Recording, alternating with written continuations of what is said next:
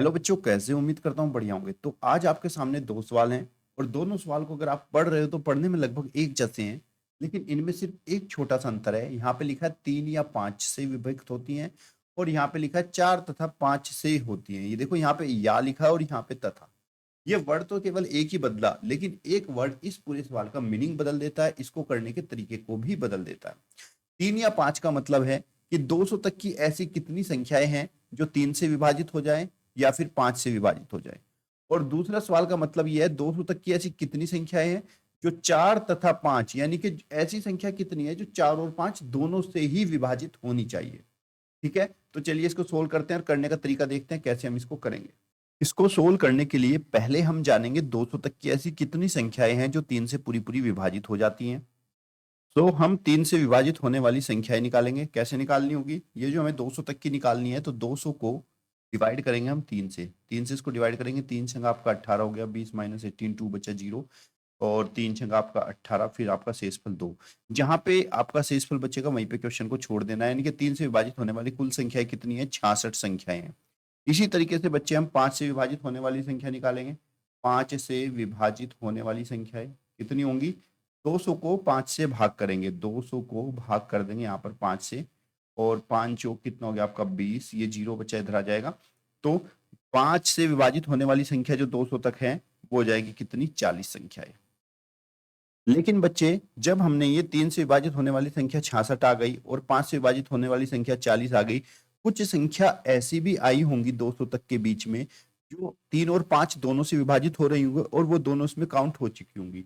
यानी कि ऐसी कितनी संख्या होंगी? उसके लिए हम क्या करेंगे, 3 या 5 लिखा है ना, तो 3 और 5 की गुणा करेंगे, 3 पंजे 15।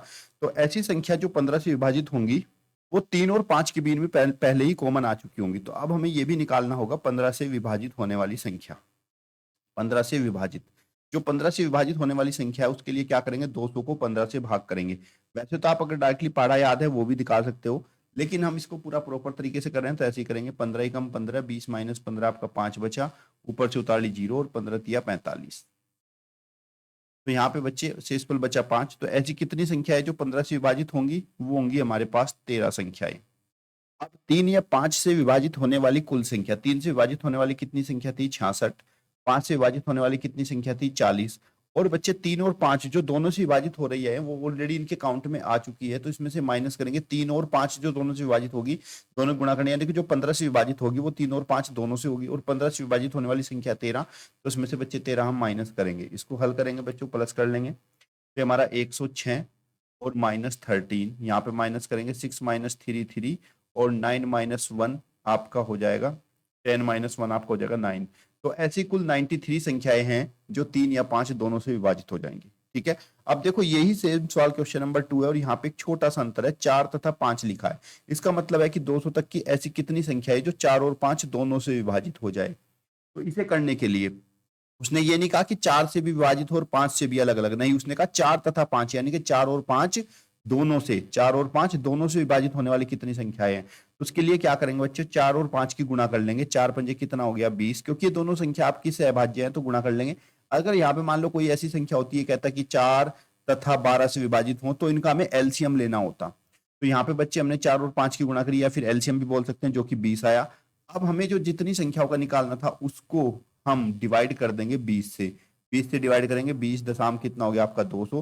तो ऐसी कुल संख्याएं होंगी जो 4 तथा 5।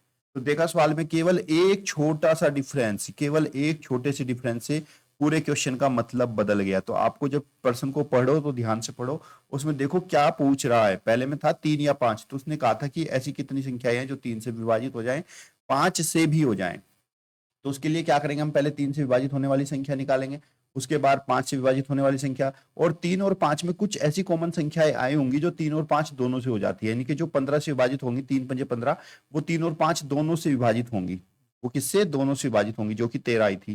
तो इन दोनों को प्लस करके 13 माइनस करेंगे, ये आ जाएगा। और अगर खाली तथा लिखा हुआ है, तथा, तो ऐसी कंडीशन में उन संख्याओं का एलसीएम निकाल के उससे हम डिवाइड कर देंगे, तो हमें पता चल जाएगा ऐसी कुल कितनी संख्याएं होंगी।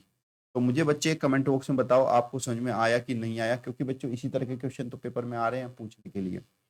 बस आपको ध्यान से क्वेश्चन को पढ़ना है, समझना है। और वीडियो अच्छी लगी है तो चैनल को सब्सक्राइब करो। ऐसी से अच्छी अच्छी जानकारी मैं आपको लेकर आता रहूंगा, क्योंकि छोटे छोटे से डाउट अगर आपके क्लियर होंगे ना, तो बड़े से बड़ा सवाल आप आसानी से कर सकते हो। इसके लिए धन्यवाद। जय हिंद, जय भारत।